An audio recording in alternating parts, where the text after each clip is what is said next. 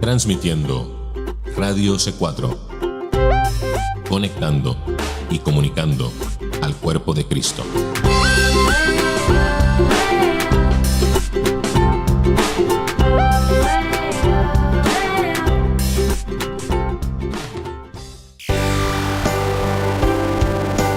Este es el momento de escuchar Palabras de Vida, un recorrido por la senda antigua que impulsará tu crecimiento espiritual. Palabras de Vida, en Radio C4. Una producción de Radio C4 con la conducción de Cristina Herrera. Palabras de Vida.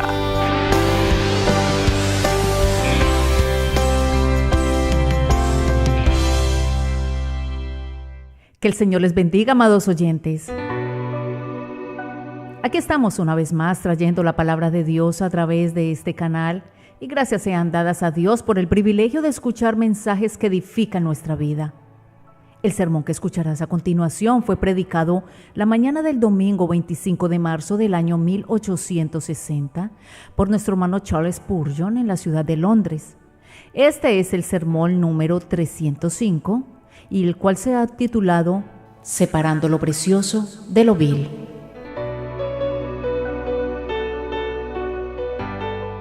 El verso que se ha utilizado para este mensaje lo encuentras en el libro de Éxodo, capítulo 11, verso 7.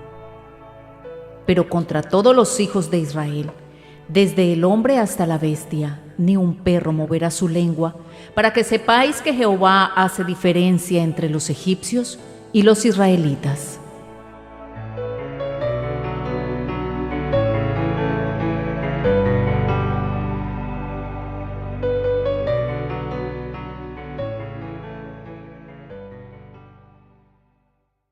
La diferencia entre los egipcios e Israel era sobremanera manifiesta. A primera vista parecía que Egipto llevaba la gran ventaja. Ellos tenían el látigo en su mano y el pobre Israel se dolía bajo el azote. Egipto poseía la mano de obra de los israelitas. Los hijos de Jacob hacían ladrillos y los súbditos de Faraón habitaban las casas que los hijos de Jacob edificaban. Cuán pronto, sin embargo, las cosas cambiaron. Dios envió plagas a Egipto, pero la tierra de Gosén fue librada. Él envió densas tinieblas sobre toda la tierra, tanto que se podían palpar. Pero en toda la tierra de Gosén hubo luz. Envió todo tipo de moscas y piojos en todas sus fronteras. Pero en todas las habitaciones de Israel no se vio ni una mosca, ni fueron molestados por las criaturas vivientes que brotaban del polvo animado de la tierra. El Señor envió granizo y una epidemia terrible sobre los ganados de Egipto. Pero el ganado de los hijos de Israel fue librado y en sus campos no cayó ninguna lluvia asoladora del cielo. Finalmente, el ángel destructor desenvainó su reluciente espada para asestar su último golpe decisivo. En toda casa, a través de la tierra de Egipto, hubo llanto y gemidos. Dios hirió de muerte al primogénito de Egipto, las primicias de toda su fuerza, pero en cuanto a su pueblo, Él los condujo como ovejas, los guió a través del desierto como un rebaño de la mano de Moisés y Aarón. Llegaron al Mar Rojo y Él abrió una senda para ellos. Atravesaron el mar a pie y allí se regocijaron en Él. Se juntaron las corrientes como en un montón. Los abismos se cuajaron en medio del mar. Ellos atravesaron las profundidades como se atraviesa un desierto. Pero cuando los egipcios ensayaron hacer lo mismo, murieron ahogados. En todas estas cosas, el Señor hizo una gloriosa distinción entre Egipto e Israel. La columna de fuego que daba luz a Israel fue tinieblas para los ojos de Egipto. Siempre que Dios bendecía a Israel, maldecía a Egipto. En el mismo instante en que enviaba la bendición al uno, enviaba la maldición al otro. Él miraba a Israel y las tribus se regocijaban. Pero cuando miraba a los egipcios, su campamento era trastornado. Ahora, a oídos de ustedes en este día, Egipto e Israel son declarados como tipos de dos pueblos que moran sobre la faz de la tierra.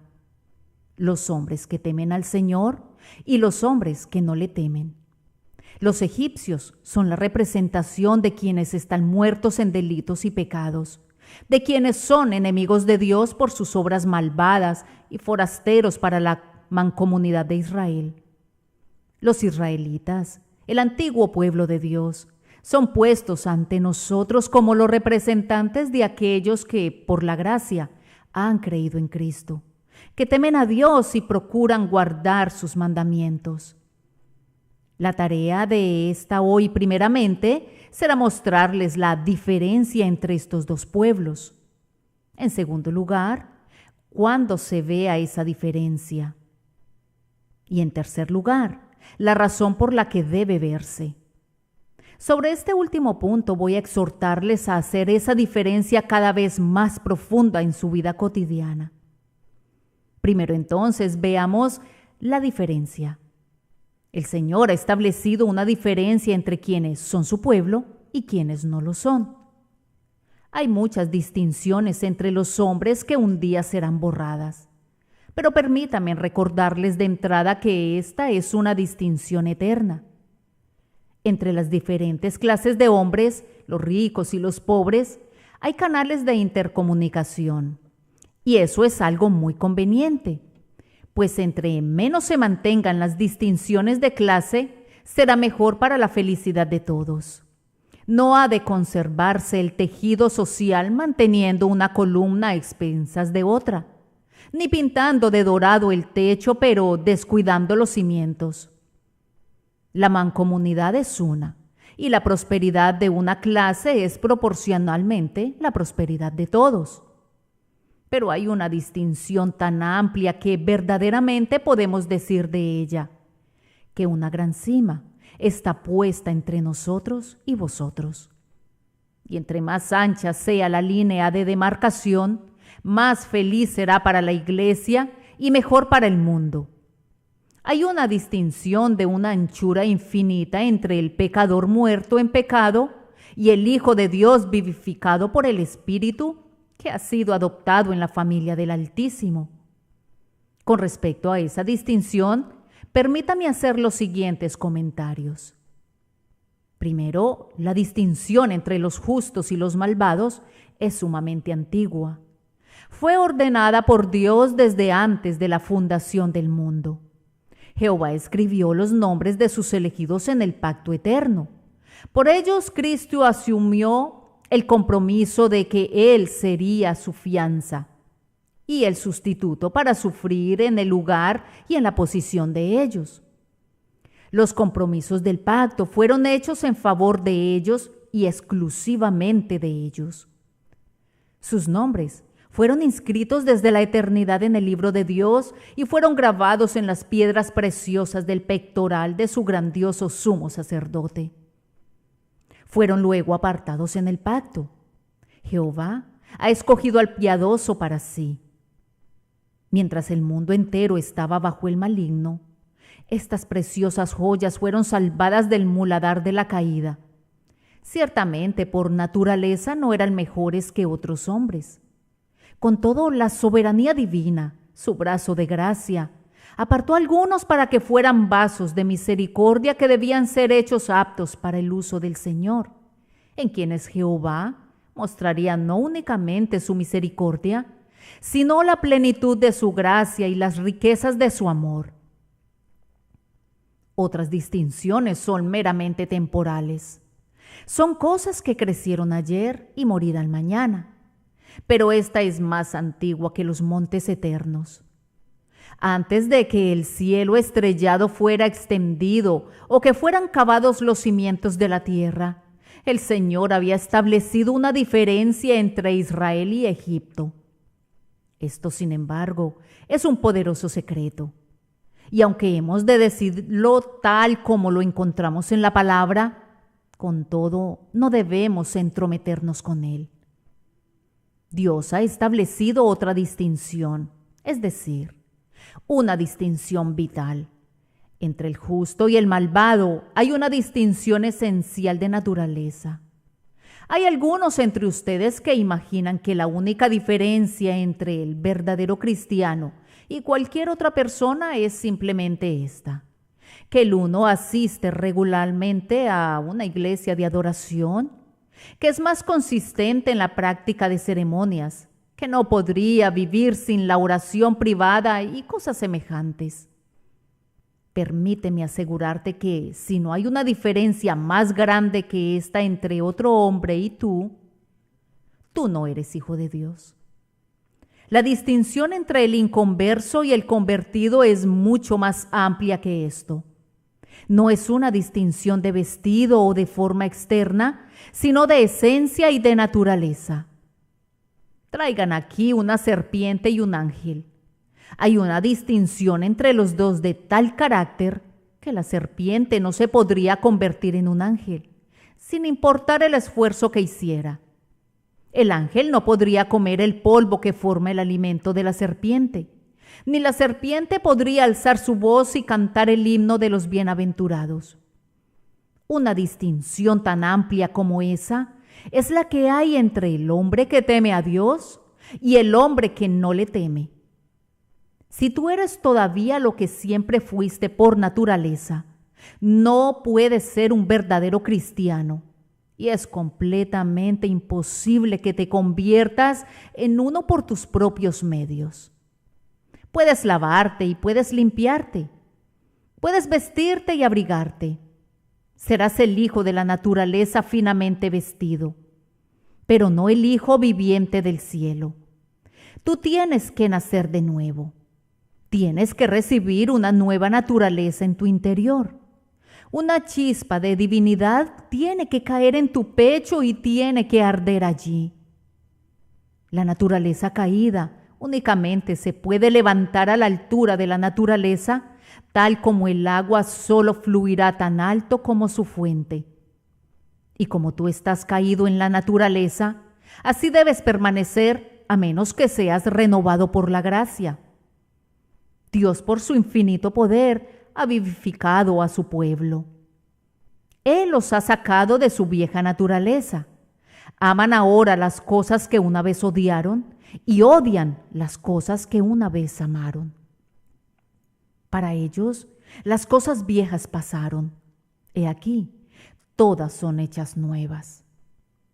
El cambio no consiste en que hablan más religiosamente o que han dejado de ir al teatro o que no pasan su vida en las frivolidades del mundo. Ese no es el cambio. Es una consecuencia de él.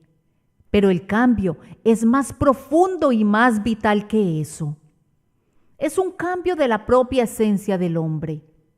Ya no es más el hombre que una vez fue. Ha sido renovado en el espíritu de su mente. Ha nacido de nuevo. Ha sido regenerado. Ha sido recreado. Es un extraño y un forastero aquí abajo. No pertenece más a este mundo, sino al mundo venidero. Entonces, en este sentido, el Señor ha establecido una diferencia entre Israel y Egipto. Quisiéramos comentar adicionalmente que a esta diferencia de naturaleza le sigue una diferencia en el tratamiento judicial de los dos hombres. Con ambos, los tratos de Dios son justos y rectos. Lejos está de él ser injusto con alguien.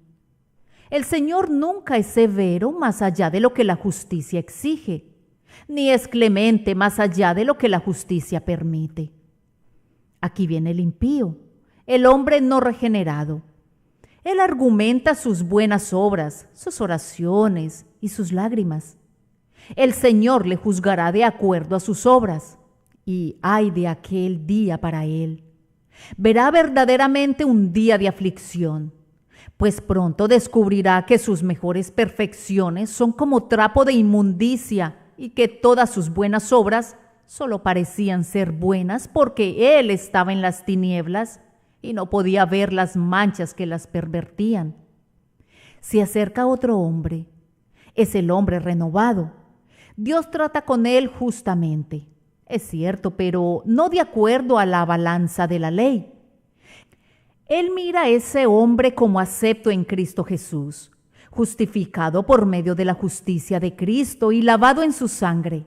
Y ahora trata con ese hombre no como un juez con un criminal, ni como un rey con un súbdito, sino como un padre con su hijo.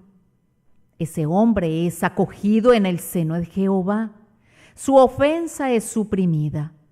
Su alma es constantemente renovada por la influencia de la gracia divina y los tratos de Dios con él son tan diferentes de los tratos de Dios con otro hombre, como el amor de un esposo difiere de la severidad de un monarca irado.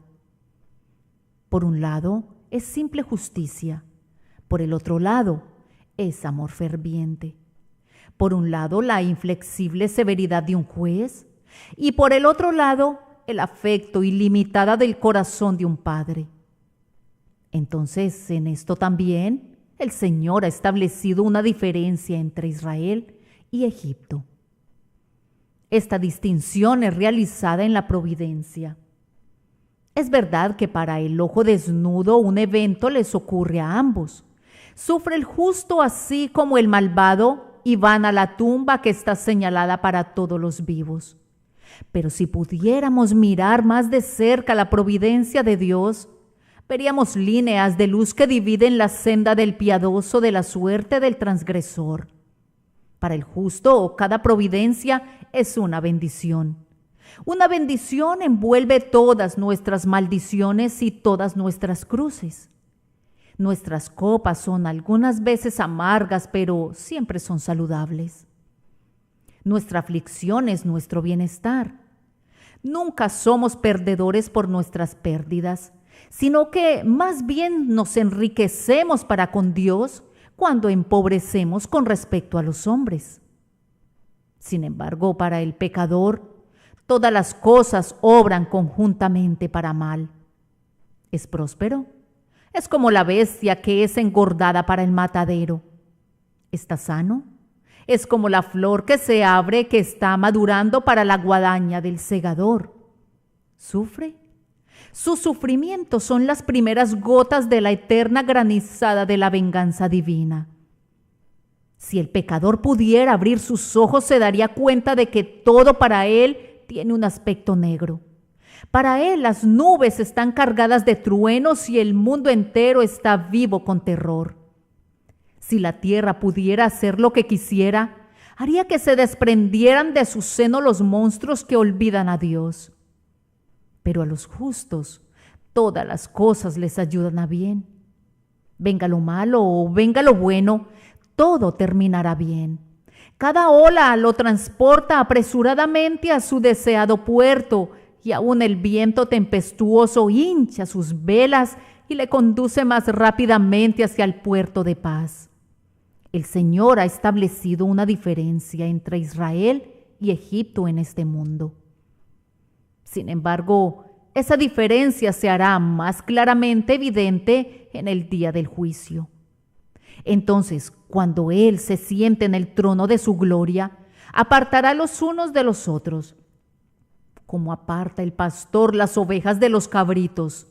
Dará voces a sus ángeles diciendo: recojan de mi reino a todos los que sirven de tropiezo y a los que hacen iniquidad. Entonces, con la filosa hoz en su mano, el ángel volará por el medio del cielo y recogerá la cizaña y la atará en manojos para quemarla. Pero descendiendo de su trono, sin delegar la deleitable tarea en ningún ángel, el rey mismo, el segador coronado, tomará su propia hoz de oro y recogerá el trigo en su granero. Oh, entonces, cuando el infierno abra ampliamente sus fauces y se trague a los impenitentes, cuando desciendan al pozo del abismo como lo hicieron en la antigüedad Coré, Datán y Abiram, cuando vean a los justos entrando a torrentes en el cielo como un chorro de luz, enfundados en sus vestidos brillantes y resplandecientes, cantando triunfantes himnos y sinfonías corales, entonces se verá que el Señor ha establecido una diferencia. Cuando a través de la cima infranqueable el rico vea a Lázaro en el seno de Abraham, cuando desde el más profundo abismo del infierno el condenado ve al que es acepto, glorificado en la bienaventuranza, entonces resaltará la verdad, escrita en letras de fuego, Jehová hace diferencia entre los egipcios y los israelitas. Pasamos a nuestro segundo punto. ¿Cuándo se ve esa diferencia? Nuestra respuesta es: se ve a menudo en el templo de Dios. Dos hombres suben al templo a adorar, se sientan el uno junto al otro en la casa de Dios. A ambos se les predica la palabra. Ambos la escuchan, tal vez con igual atención. El uno prosigue su camino y olvida, pero el otro recuerda.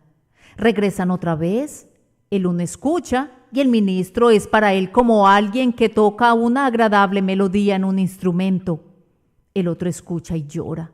Siente que la palabra es viva y poderosa, más cortante que una espada de dos filos. Penetra en su conciencia, le atraviesa, le hiere en lo más vivo.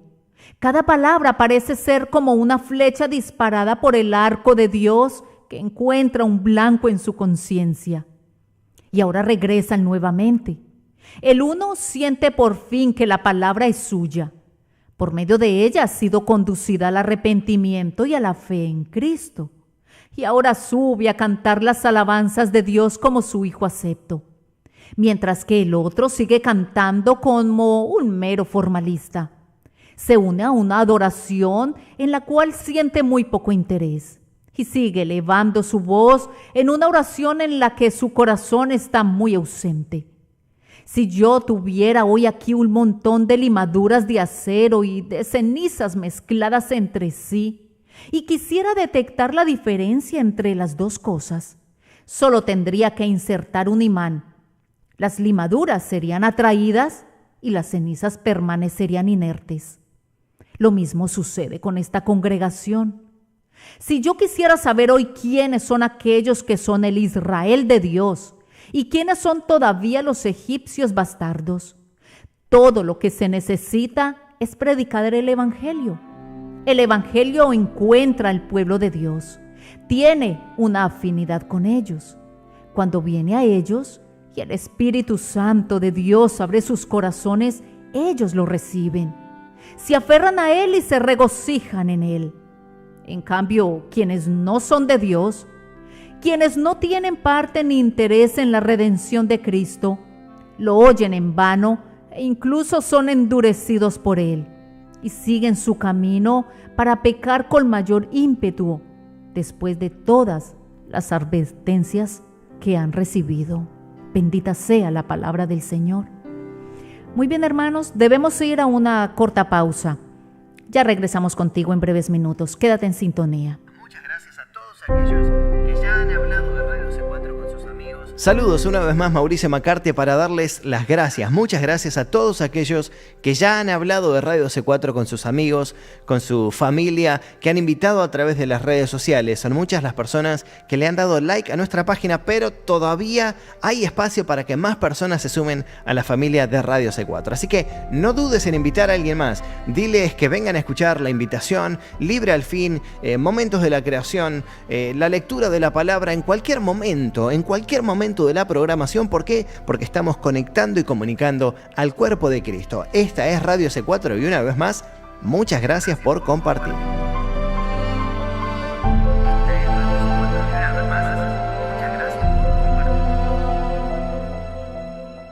Bien, estamos de regreso.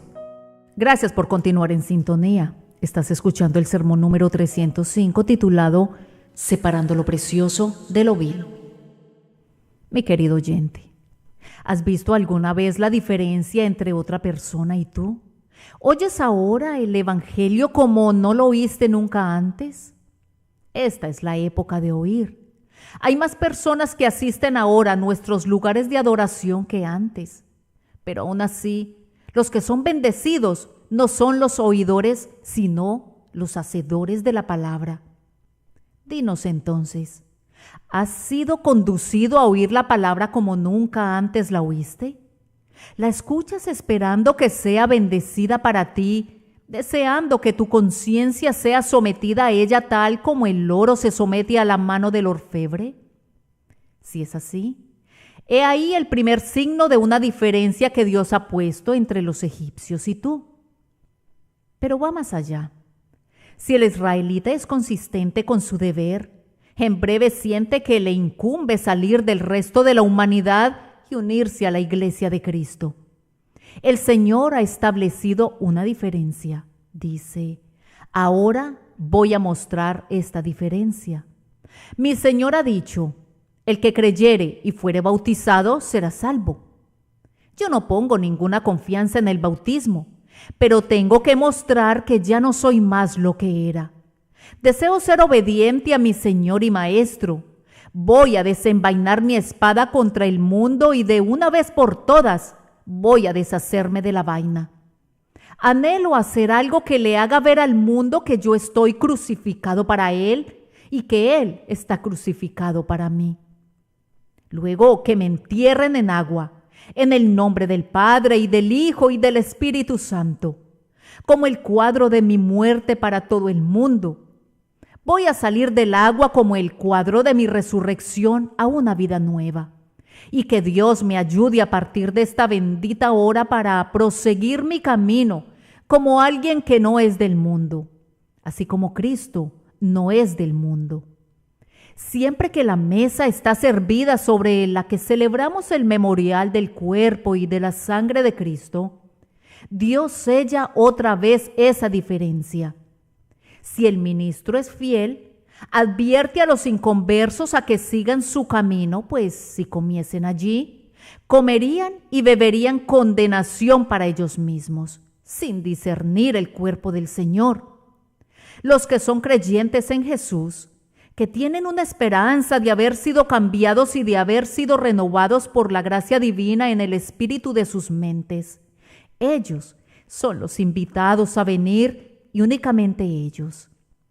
Así le mostraremos al mundo en los símbolos externos que el Señor hace una diferencia.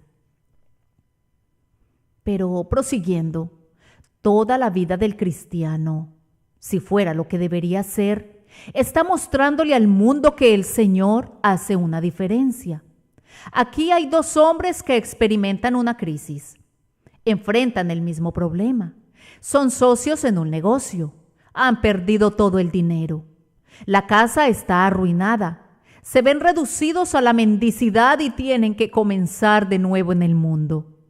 Ahora, ¿cuál de esos dos varones es el cristiano? Hay uno que está a punto de arrancarse el cabello.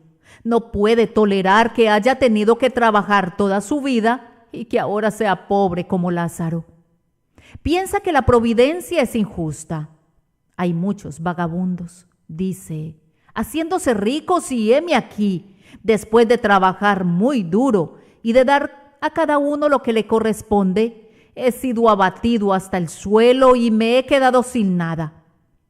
Pero el hombre cristiano, si realmente es cristiano, observen eso, pues hay muchísima gente que profesa ser cristiana y no lo es, y es el viento recio el que los prueba.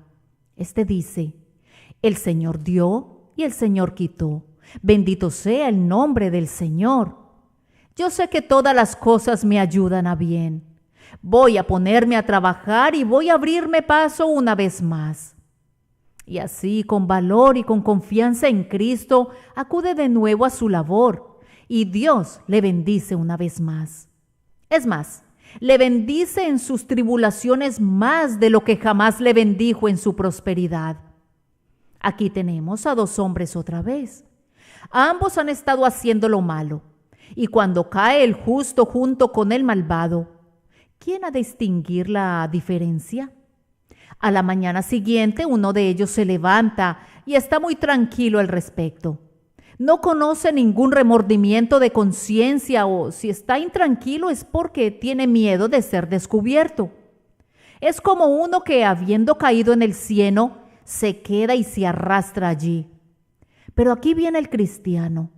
Siente que ha hecho mal. ¿Qué haré? Él dice, para reparar el daño al hombre y para mostrar mi arrepentimiento para con Dios. Él estaría dispuesto a ponerse de rodillas ante cualquiera que haya dañado y a confesar cuán equivocado ha estado. Se odia a sí mismo y se desprecia a sí mismo porque ha obrado mal. Preferiría morir antes que pecar. Y ahora que se da cuenta de que ha pecado, desearía haber muerto antes que haber deshonrado a su Señor y Maestro. Si ves a una oveja caer en el cieno, notarás que se levanta rápido y ésta sale. Pero si el puerco cae allí, se revuelca en él una y otra vez, y nada sino el látigo o la vara pueden hacer que se levante. De manera que hay una diferencia esencial entre el justo y el malvado, aún en sus pecados. 7 veces cae el justo y vuelve a levantarse. En cuanto al malvado, se revuelca y se deleita en su pecado, y permanece y continúa en él. Dios ha establecido una diferencia. Y aun cuando esa diferencia sea oscura, es discernible. Hay un tintineo en el hombre cristiano que es inconfundible. No importa lo que hagas con él, no es lo que el otro hombre es, y no puedes hacer que lo sea. Aquí está una nueva moneda que se parece sorprendentemente a un soberano, y yo la reviso por ambos lados. Es una falsificación tan buena que no puedo descubrir si es oro o no. Aquí está otra. Me doy cuenta de que es un soberano liviano. Los miro a ambos y a primera vista estoy inclinado a pensar que mi soberano recién acuñado es el mejor de los dos. Pues, digo yo, el otro está evidentemente desgastado y es liviano. Pero hay un tintineo en el cristiano que demuestra que es de oro, aun cuando está desgastado y no llega a su peso. Puede desfigurarlo de tal manera que la imagen del rey no sea aparente en él, pero él es de oro a pesar de todo eso. Solo necesita ser probado. Y en la hora de la tribulación, ese tintineo de oro de la gracia lo detectará y demostrará ser uno en quien Dios ha establecido una diferencia. Esa distinción se hace evidente también en un hombre piadoso cuando está bajo la presión de alguna fuerte tentación. Hay 2 comerciantes. Ambos parecen hacer negocios de la misma manera, pero al fin se les presenta una rara oportunidad. Si no tienen ninguna conciencia, podrían hacer una fortuna. Ahora vendrá la prueba. Un hombre busca la oportunidad y la aprovecha inescrupulosamente. Ese hombre no es ningún cristiano. Registren eso como algo cierto. Hay otro hombre. Siente un anhelo por la ganancia, pues es humano, pero su corazón odia el pecado, pues ha sido renovado por la gracia divina. No, dice, es mejor cerrar la tienda antes que ganarme la vida deshonestamente. Es mejor que quede arruinado en esta vida que quedar arruinado en el mundo venidero. El letrero del establecimiento al otro lado de la calle es: tenemos que vivir. Pero la máxima de esta tienda será: tenemos que morir. Los clientes pronto saben en qué lugar tratarán con ellos muy honestamente. Y allí descubres en algún grado que el Señor ha establecido una diferencia entre Egipto e Israel. Pero para no entretenerlos demasiado en este punto, esa diferencia brilla muy vívidamente en la hora de la muerte. Oh, cuán clara es esa diferencia. La última vez que el cólera visitó Londres con severidad, aunque yo tenía muchos compromisos en el campo, renuncié a ellos para permanecer en Londres. Es el deber del ministro estar siempre en el lugar de visitación y de enfermedad. Nunca vi más conspicuamente que entonces en mi vida la diferencia entre el hombre que teme a Dios y el hombre que no le teme.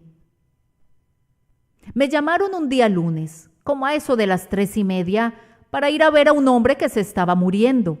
Fui a visitarlo y entré en el lugar donde estaba acostado. Él había ido a Brighton el domingo en la mañana en una excursión y regresó enfermo. Y allí yacía al borde de la tumba. Yo me quedé a su lado y le hablé.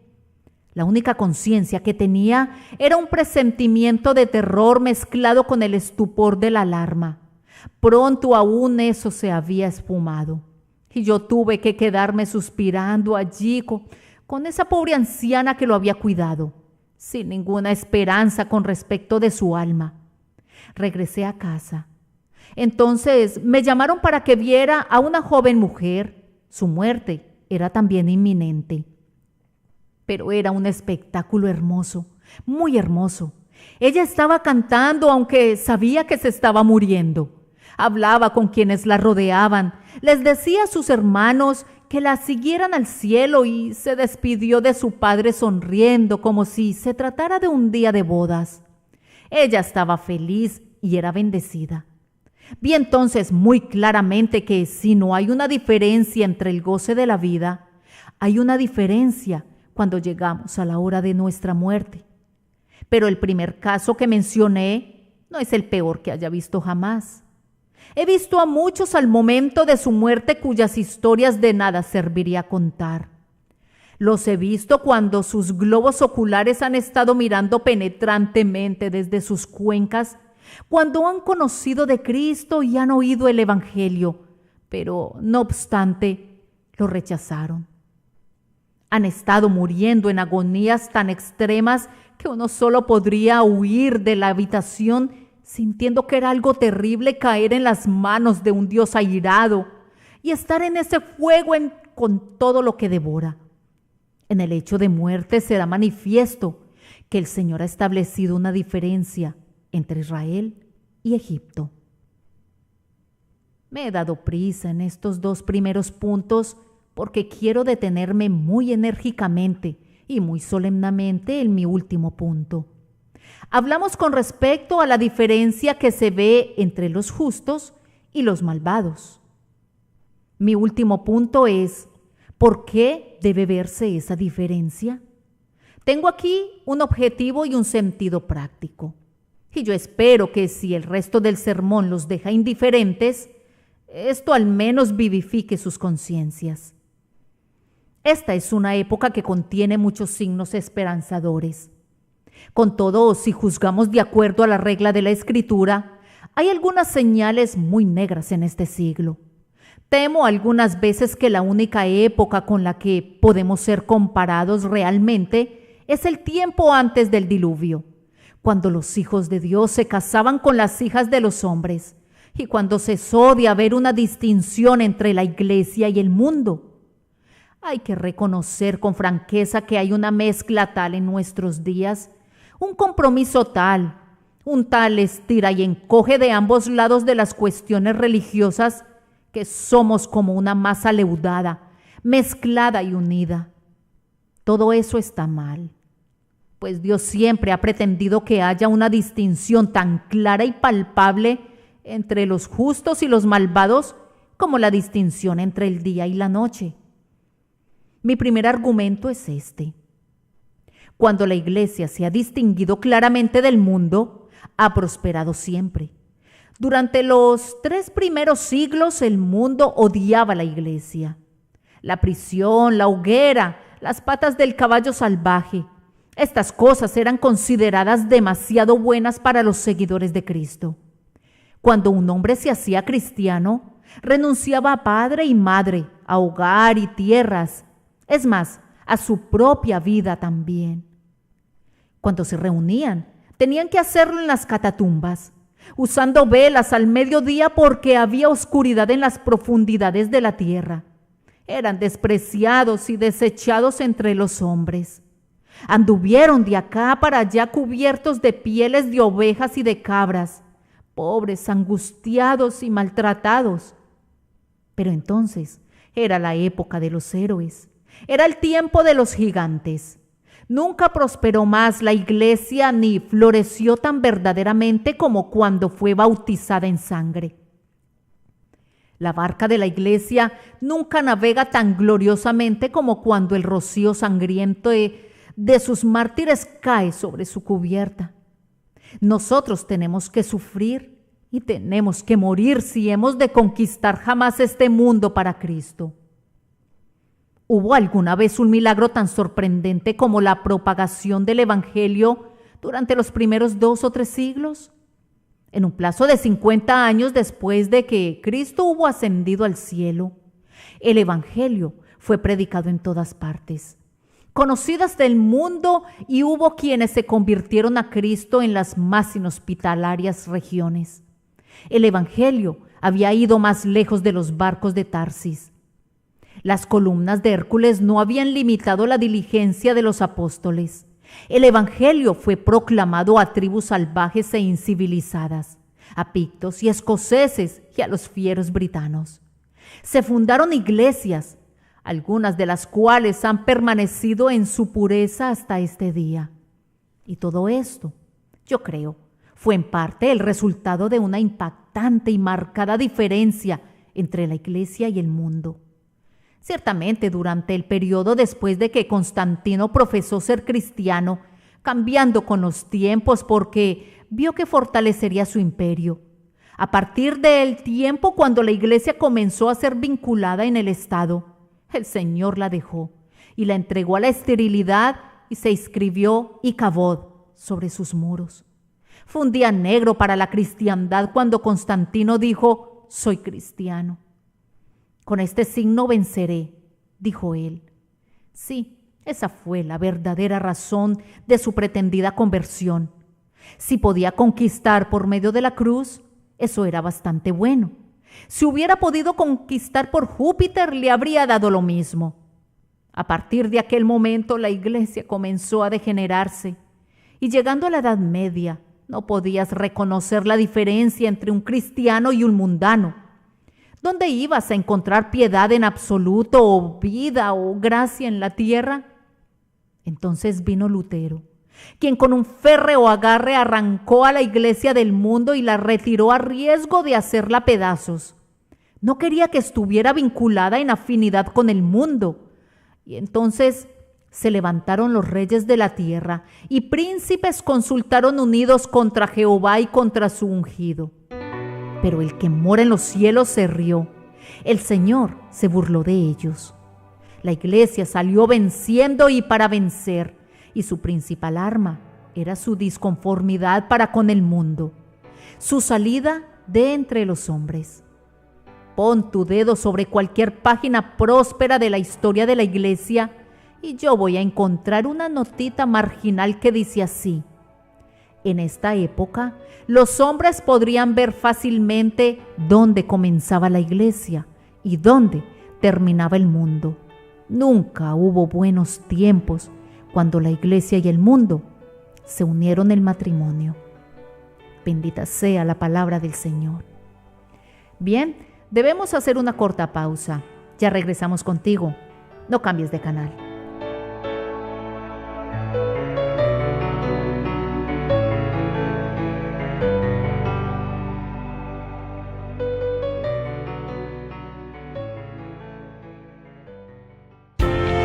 Estás escuchando Palabras de Vida a través de Radio C4, conectando y comunicando al cuerpo de Cristo.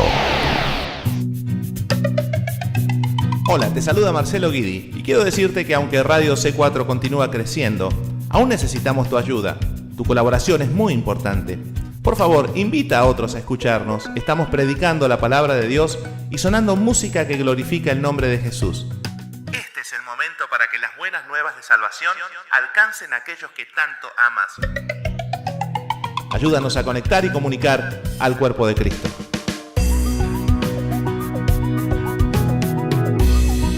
Este es el momento para que las buenas nuevas de salvación alcancen a aquellos. Ayúdanos a conectar y comunicar al cuerpo de Cristo. Estamos de vuelta. Estás escuchando el sermón número 305, titulado Separando lo precioso de lo vil.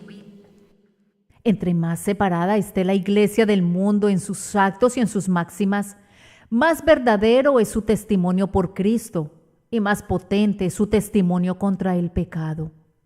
Nosotros somos enviados a este mundo a testificar contra los males, pero si nosotros mismos nos involucramos en él, ¿dónde queda nuestro testimonio?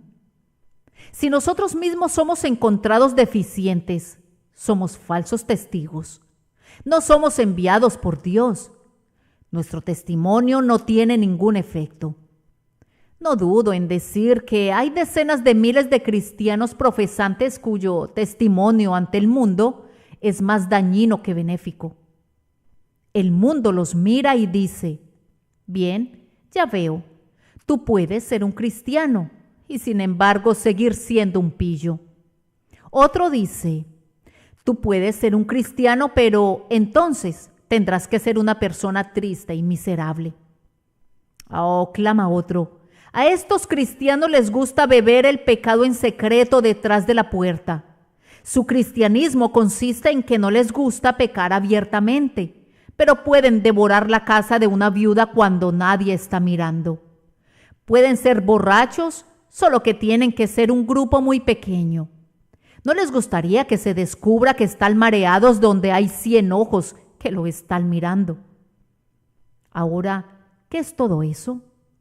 Es simplemente esto, que el mundo ha descubierto que la iglesia visible no es la pura iglesia de Cristo, puesto que no es fiel a sus principios y no opta por la rectitud y la integridad que son las señales de la genuina iglesia de Dios. Muchos cristianos olvidan que están dando un testimonio. No piensan que alguien los está viendo. El mundo los vigila. No hay personas más vigiladas que los cristianos. El mundo nos lee desde la primera letra de nuestras vidas hasta la última, y si pueden encontrar una falla, y que Dios nos perdone, pues pueden encontrar muchas, con seguridad van a magnificar la falla tanto como puedan. Por tanto, estemos muy atentos para vivir cerca de Cristo, para caminar en sus mandamientos siempre, para que el mundo vea que el Señor hace una diferencia. Pero ahora tengo que decir algo muy triste. No quisiera tener que decirlo, pero tengo que hacerlo. Hermanos, a menos que conviertan en su tarea cotidiana ver que exista una diferencia entre ustedes y el mundo, harán más daño que el bien que posiblemente pudieran hacer. La iglesia de Cristo tiene que rendir cuentas de muchos horrendos pecados en este día.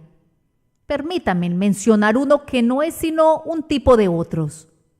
¿Por qué medios piensan ustedes fueron asegurados los grilletes en la muñeca de nuestro amigo que está sentado allí, un hombre como nosotros, aunque de piel negra? Es la iglesia de Cristo la que mantiene a sus hermanos bajo servidumbre. Si no fuese por esa iglesia, el sistema de esclavitud regresaría al infierno de donde salió. No habría verdugos que azotaran a los esclavos si no fuera porque hay hombres aptos para ese oficio tan degradante. Si no se encontrara ministros cristianos que pueden justificar la esclavitud desde el púlpito y miembros de la iglesia que venden a los hijos de seres más nobles que ellos mismos, si no fuera por esto, África sería libre. Albert Barnes dijo la verdad cuando afirmó que la esclavitud no podría existir ni por una hora si no fuera por la tolerancia de la iglesia cristiana. Pero, ¿qué dice el propietario de esclavos cuando tú le dices que mantener en esclavitud a nuestros semejantes es un pecado, y un pecado condenable, inconsistente con la gracia? Él replica: yo no creo tus calumnias. Mira al obispo de tal y tal, o el ministro de tal y tal lugar. ¿No es acaso un buen hombre y no expresa gimoteando: maldito sea Canaán? ¿No cita acaso a Filemón y a Onésimo? ¿No va y habla de la Biblia y les dice a sus esclavos que deberían sentirse muy agradecidos por ser sus esclavos, pues Dios Todopoderoso los hizo a propósito para que disfrutaran del raro privilegio de ser azotados por un amo cristiano? No me digas, dice, si eso fuera malo, no tendría a la iglesia de su lado. Y así la iglesia libre de Cristo, comprada con su sangre, tiene que llevar la vergüenza de maldecir a África y de mantener a sus hijos en la esclavitud. Que el buen Señor nos libre de este mal. Si los comerciantes de Manchester y los mercaderes de Liverpool tienen una participación en esta culpa, que al menos la iglesia esté libre de este crimen que llena el infierno. Los hombres han intentado arduamente hacer que la Biblia apoye este compendio de todas estas villanías, Pero la esclavitud, la cosa que contamina la gran república, tal esclavitud es muy desconocida para la palabra de Dios, y por las leyes de los judíos eran imposible que pudieran existir jamás. He conocido a hombres que citan textos como excusas por ser condenados, y no me sorprende que algunos hombres puedan encontrar una escritura para justificar la compra y venta de las almas de los hombres. ¿Y qué piensan ustedes que es regresar a casa, a nuestra propia tierra, que mantiene el sistema de comercio que se aplica entre nosotros? Todos ustedes saben que hay negocios donde no es posible que un joven sea honesto en la tienda, donde si declara la verdad completa sería despedido. ¿Por qué es, piensan ustedes, que se mantiene el sistema de etiquetar los bienes en el aparador que difieren de lo que se vende adentro, o de exhibir una cosa y luego dar otro artículo? ¿O el sistema de decir mentiras piadosas a través del mostrador con la intención de obtener un mejor precio? Ese sistema no resistiría ni una hora si no fuera por los cristianos profesantes que lo practican. No tienen el valor moral para decir de una vez por todas: no tendremos nada que ver con estas cosas. Si lo hicieran, si la iglesia renunciara a estas costumbres profanas, el negocio cambiaría dentro de los siguientes 12 meses. Los puntales del delito grave y los apoyos de la truhanería son estos cristianos profesantes que doblan sus espaldas para hacer lo que otros hombres hacen, quienes, en vez de hacer frente al torrente, se rinden y nadan siguiendo la corriente, siendo como los pescados muertos en nuestras iglesias que van con la corriente, a diferencia de los peces vivos que siempre van en contra de ella y que nadan río arriba hacia la fuente del río. No quisiera hablar demasiado severamente de la iglesia de Cristo, pues yo la amo, pero debido a que la amo, tengo que expresar esto.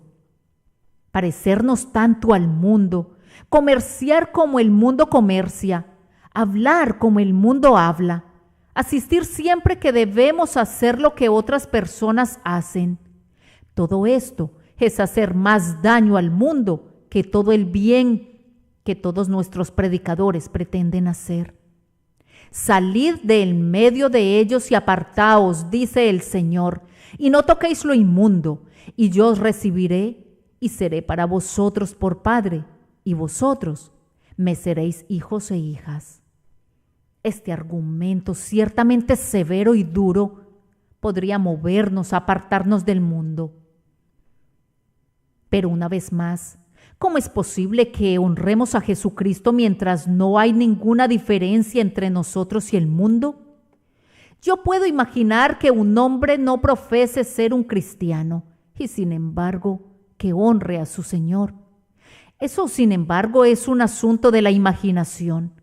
Yo no conozco ningún ejemplo real, pero no puedo imaginar que un hombre profese ser un cristiano y que luego actúe como el mundo actúa, y sin embargo que honre a Cristo. Me parece ver que mi Señor está frente a mí. Tiene algo más que esas 5 benditas heridas. Veo que sus manos sangran.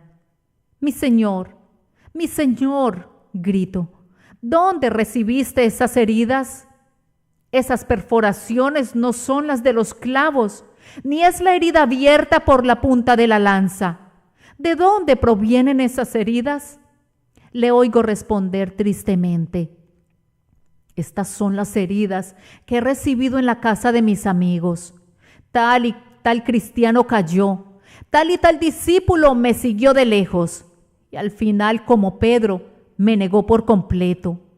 Tal y tal de mis amigos es codicioso, tal otro es altivo. El otro ha tomado a su vecino por el cuello y le ha dicho: págame lo que me debes. Y yo he sido herido en la casa de mis amigos.